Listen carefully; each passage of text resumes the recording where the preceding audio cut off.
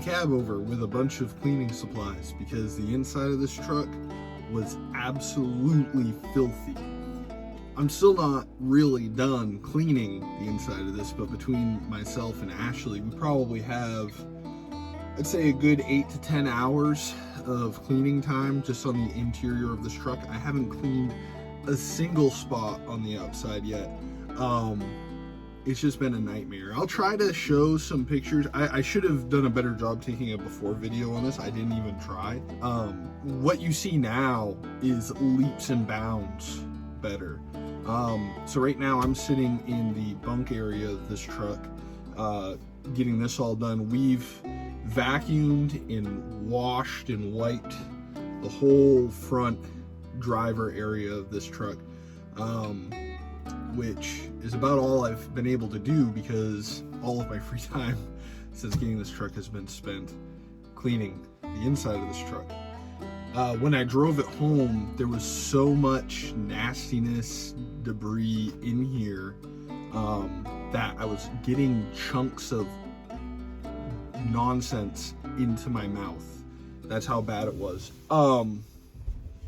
So yeah, I just didn't really feel like I could do any of the work to this truck, especially for the inside of it, like with the wiring and stuff as dirty as it was. It just, you couldn't even see some of the nuts and bolts that had to come out, because the problem is the passenger side window is a power window, but it's operated on air pressure. So when the air pressure drops in the truck, the window would drop. I don't know, I never really messed with a truck that had air windows before, and I'm not sure how to fix that.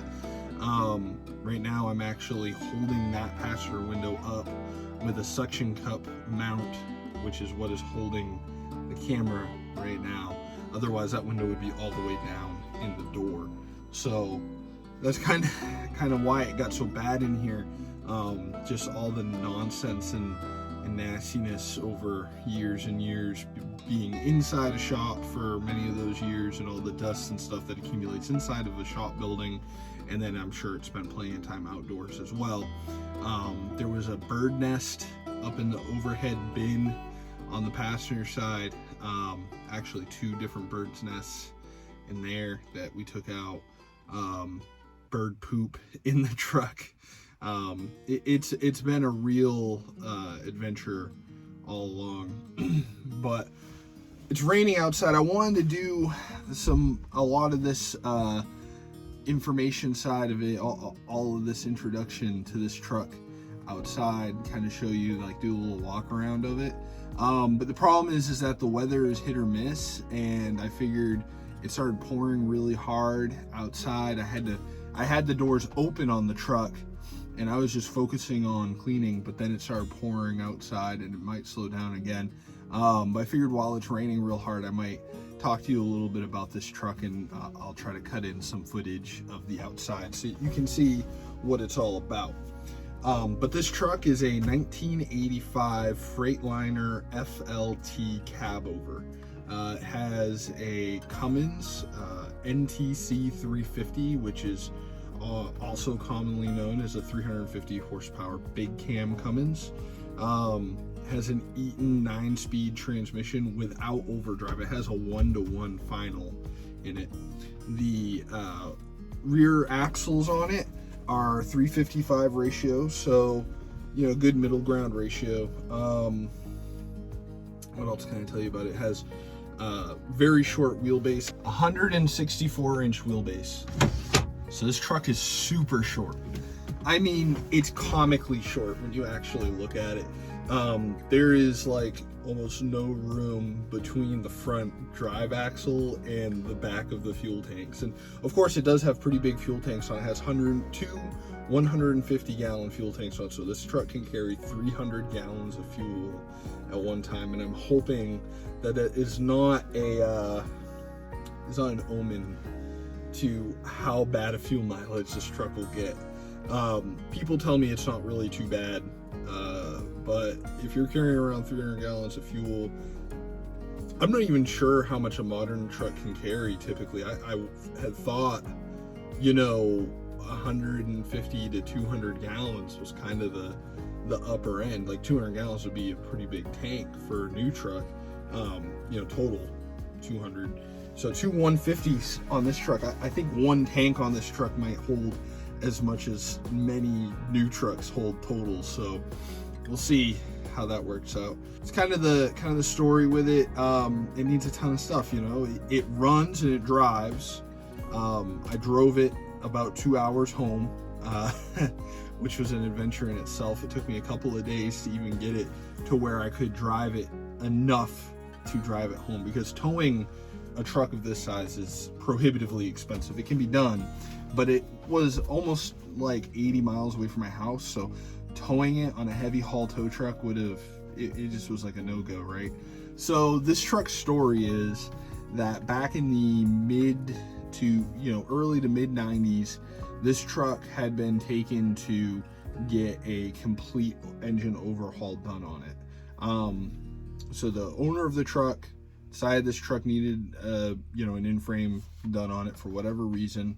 He brings it to a shop and gets the in-frame done, and I think he financed it through a bank.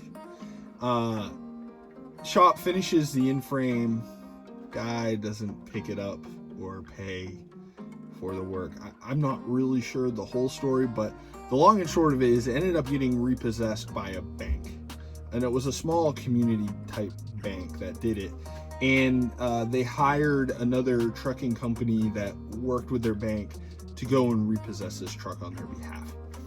So that trucking company brought it back to their yard, and then later down the road, the representative from that bank, we're talking in the 90s here, this isn't how things work anymore, you know, banks aren't this tight with their customers, but at that time, the bank representative asked the owner of the trucking company, you know, what do you think this truck is worth? Is this something you guys would want?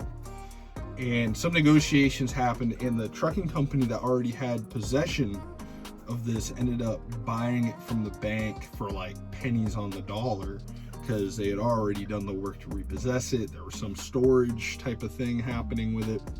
So they ended up getting it for pennies on the dollar, and they ran this truck for a few years, but it was really an extra truck for them.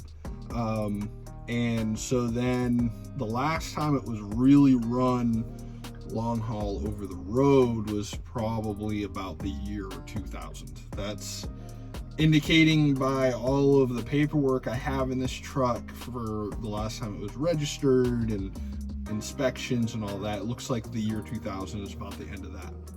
From the year 2000 until pretty much this year, the truck kind of just sat around at their shop, was moved once or twice, maybe here or there, just to do little things across town that they could get away with without having all the proper registrations. It's a small town area, right?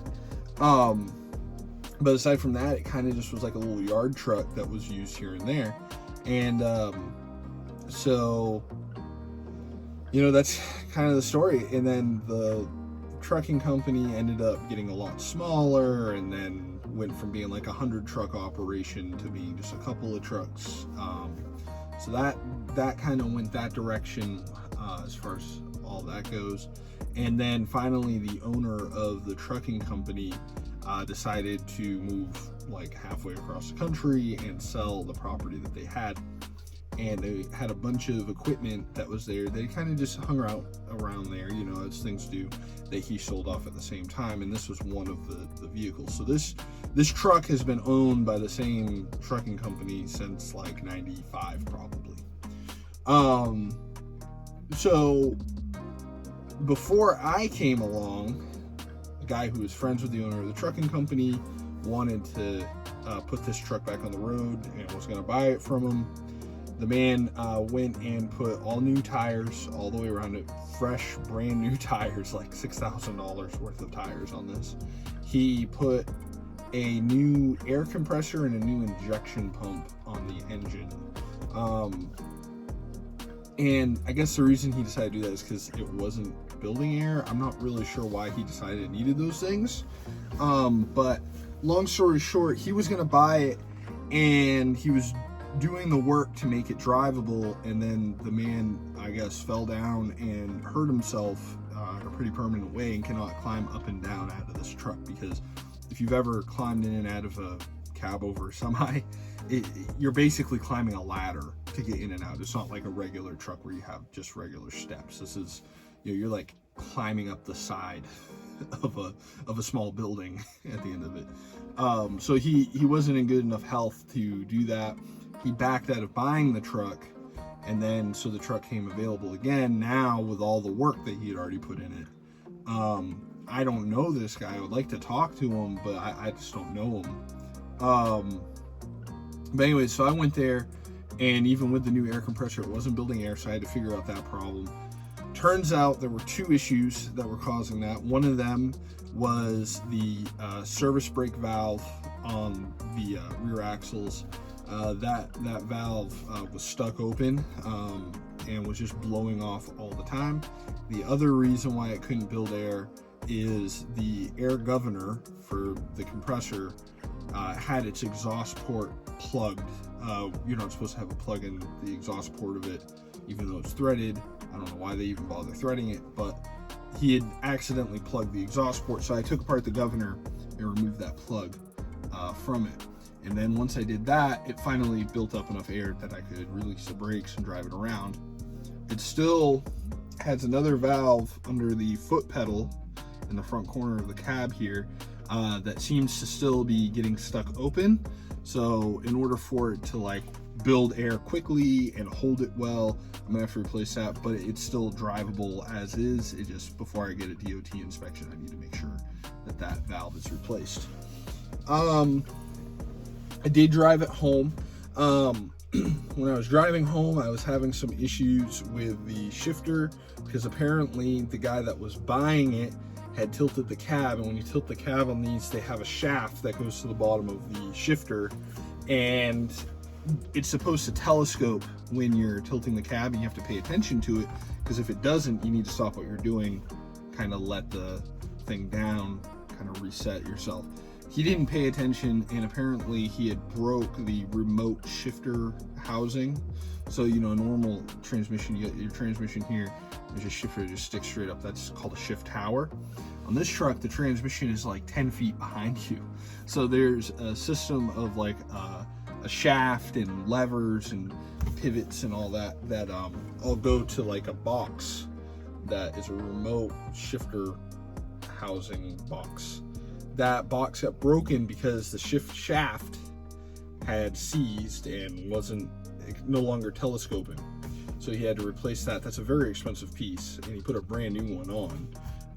Good on him, lucky for me. But the problem is he didn't have it adjusted correctly, and I really haven't worked on very many of these, so it took me quite some time to figure out why I couldn't get it into the top gear. So on this, there's two ranges. So in the bottom range, third and fourth, the shifter could not reach those. And then in the top range, that'd be seventh and eighth. You know, so it's a 9-speed, but you know, first gear is like a low range gear, and then the last four are the ones that you're actually going through. So you know, those two top gears, so if you go all the way to your right, those gears, you just couldn't reach it because it wasn't adjusted correctly. All right, so 1985 Freightliner, 9-speed Eaton. When I'm trying to shift up through the gears, on the low side, so if you're on the low side, you come over here, third and fourth, it won't, the shifter can't go far enough to get into them. It's hitting the side of the doghouse, like inside the hole. And then when you go to the top side, same thing there. So seventh and eighth, you know, top gear, they're not, I can't get it over there either. And so I've been trying to drive this thing home. I just bought it, and I've just been riding in sixth gear the whole way, topping out at like 40 miles an hour. I still drove it home the 70 some odd miles with just, you know, my top gear was like 6th gear. So I could only go 40 miles an hour the whole way.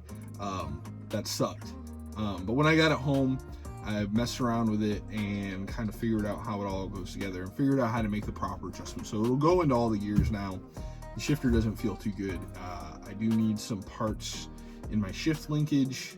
So if anybody knows how to acquire those, please comment, because I will be looking for, there's a pivot ball piece that goes into that between the shift rod and the box where it actually goes together, and that ball is worn out, and I think that might be causing like the poor feeling shifter. I'm hoping that's all it is. I just don't know. I'm gonna go to Freightliner when they're open during the week, when I have time, and see what they offer. I mean, he must have bought that new remote box somehow. I'm guessing they still sell parts for this truck. I just need to go there and talk to them.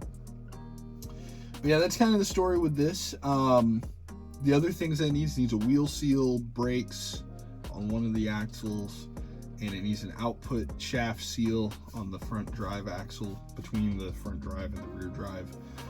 Needs that done, and like none of the lights work. I believe there's something wrong. I don't know if you can see in the background, but there's like wires hanging around everywhere. So I'm gonna have to mess around with that. I'm really short on time for everything lately. As you can tell, I haven't made a lot of videos in a while, so I may pay somebody to go through this and get all the lights working again. I have a feeling that it's either going to be like one central issue that's preventing them from working, like there's just no ground to the system, or it's going to be like somebody just ripped out a main wire that they need to put back together. I have seen some bad wiring in this here and there that will need to be addressed, so hopefully I have the motivation to make videos of it. And if you guys like this video, if you're interested in this truck, the best thing you can do is let me know, because if I know you guys want to see more about this truck, I will make more videos about this truck. Because like I said, I don't have a lot of time. I'm running all week, 5 days a week, between North Carolina and Florida, and my pickup truck running hot shot right now. You might have seen some videos from that. So that's taking up a lot of my time, and then the little bit of time that I have outside of that, making these videos kind of slows me down. So sometimes I'm trying to just get something done real quick, and then I'm not putting it in a video, which could maybe help you guys, or maybe you guys are just interested in it. So if you guys hit the like button, leave a comment, let me know this is the kind of stuff you want to see, and if not, that's fine too, and I'll just continue on.